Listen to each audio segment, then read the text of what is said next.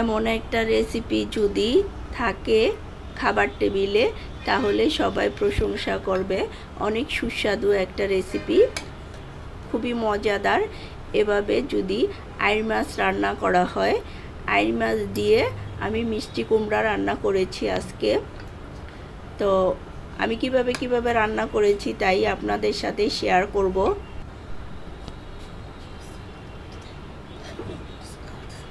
এখানে মোটামুটি বড় সাইজের আমি একটা আইড় মাছ নিয়েছি। তো আইড় মাছটা আমি মিষ্টি কুমড়া দিয়ে রান্না করেছি। তো কীভাবে রান্না করেছি সেটাই আপনাদের সাথে শেয়ার করব। আসসালামু আলাইকুম, সকলে কেমন আছেন? আশা করি আল্লাহর রহমতে ভালো আছেন। যে যেখান থেকে আমার ভিডিওটি দেখতেছেন প্লিজ একটা লাইক দিয়ে ভিডিওটি দেখা শুরু করবেন। তো আমি কিন্তু এখানে মাছটা কেটে নিয়েছি। প্রথমে সবার কাছে অনুরোধ, প্লিজ ফুল ভিডিওটি দেখার চেষ্টা করবেন। এখানে মিষ্টি কুমড়া নিয়েছি, টমেটো নিয়েছি, কাঁচা মরিচ ফালি করে নিয়েছি, পেঁয়াজ কুচি নিয়েছি, ধনিয়া পাতা নিয়েছি আর মাছ নিয়েছি। তো প্রথমে আমি চুলায় একটা প্যান বসিয়ে দিলাম। প্যানটা গরম হলে আমি তেল দিয়ে দেব। তো আমি এখানে সরিষার তেল দিয়ে দিচ্ছি। আমি বিশেষ করে সরিষার তেলটাই বেশি খাই, খুব কমই সয়াবিন তেল ইউজ করি আমি খাবারে, বিশেষ করে বেশিরভাগই।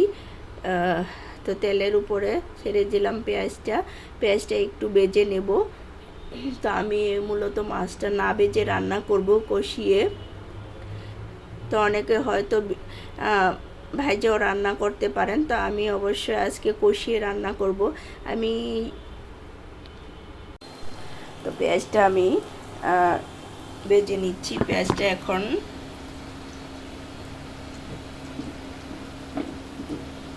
একটু বাদামি কালার করে আমি এখন পানি দিয়ে দিলাম। পানি দিয়ে এখন মশলা দিয়ে দেব।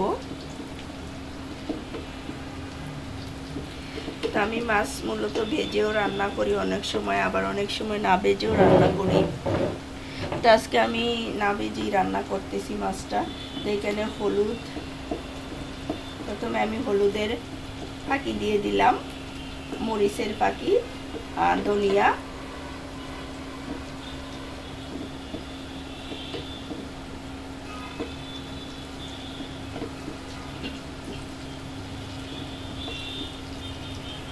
আদা রসুনের পেস্ট দিয়ে, লবণ দিয়ে কিছুক্ষণ কষিয়ে নেব। মশলাটাকে ভালো করে কষিয়ে নিতে হবে। মশলা যত ভালো করে কষানো হয়, খাবারের তরকারি রান্নাটা কিন্তু ততটাই টেস্টি হয়।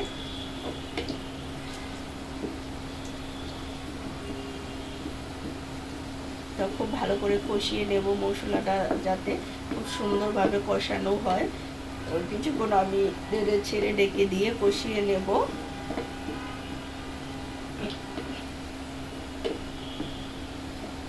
তো এখন ডেকে দিলাম, ডেকে দিয়ে কিছুক্ষণ আমি কষিয়ে নেব।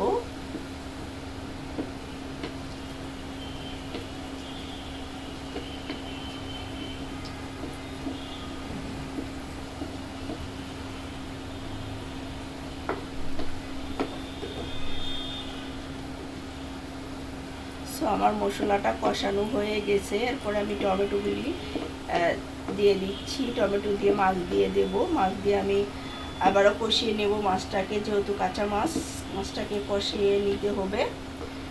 মাছটাকে কিছুক্ষণ কষিয়ে নেব। মাছটাকে আমি ভালো করে নেড়ে ছেড়ে মশলার সাথে মিশিয়ে কিছুক্ষণ ডেকে রাখবো। ডেকে দিলে একদম মাছটার মধ্যে সুন্দর মশলাগুলো ভিতরে ঢুকে একদম কষানো হবে।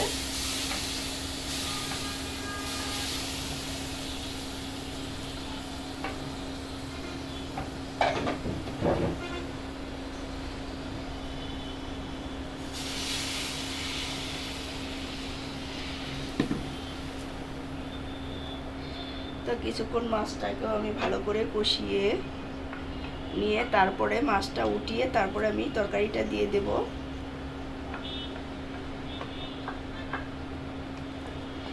এভাবে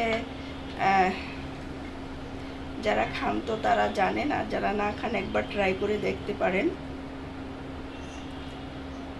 এই রেসিপিটাতে কতটা সুস্বাদু হয়।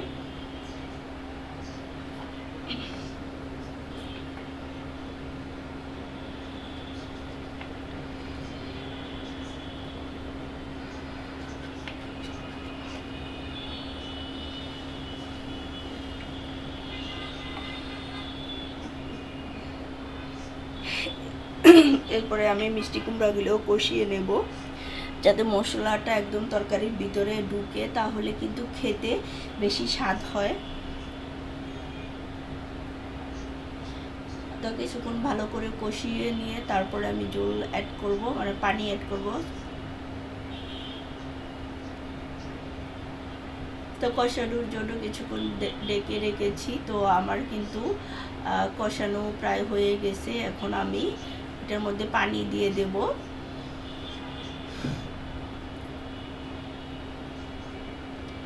অত বেশি ঝোলও রাখবো না, আবার একদম শুকনো শুকনো করবো না, মিডিয়াম সাইজের রাখবো।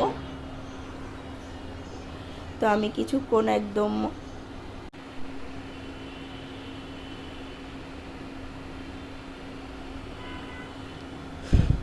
তো পানি দিয়ে দিয়েছি। এখন আমি মাছটি দিয়ে দেব,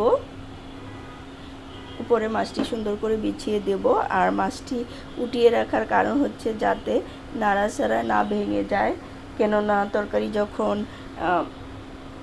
মাছের সাথে দিয়ে নাড়াচাড়া দেওয়া হয় তাহলে কিন্তু মাছটি ভেঙে যাওয়ার সম্ভাবনা থাকে। তাই বিশেষ করে মাছটি কিন্তু উঠিয়ে তরকারিটা কষিয়ে নিয়ে তারপরে মাছটা দিলে ভালো হয়, পরে আর মাছটা মানে খুলে যাওয়ার সম্ভাবনা থাকে না। তো এখন আমি সব কিছু দিয়ে দিয়েছি, এখন কিছুক্ষণ রান্না হতে থাক, রান্না হলে আমি নামিয়ে নেব। তো এটা কিছুক্ষণ পানিটা শুকাতে থাক, আর মাছটাও ভালো করে, তরকারিটাও ভালো করে সিদ্ধ হোক।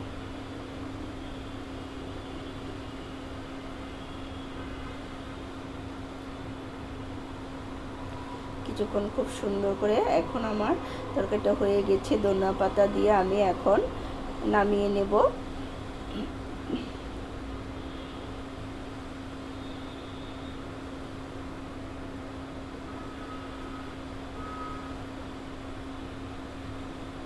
সো আমার রান্নাটা একদম রেডি।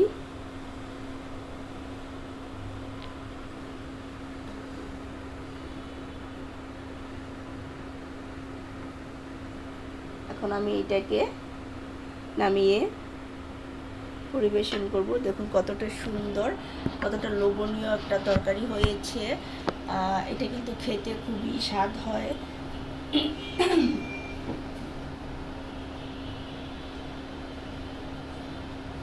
এভাবে চাইলে একবার ট্রাই করে দেখে নেবেন।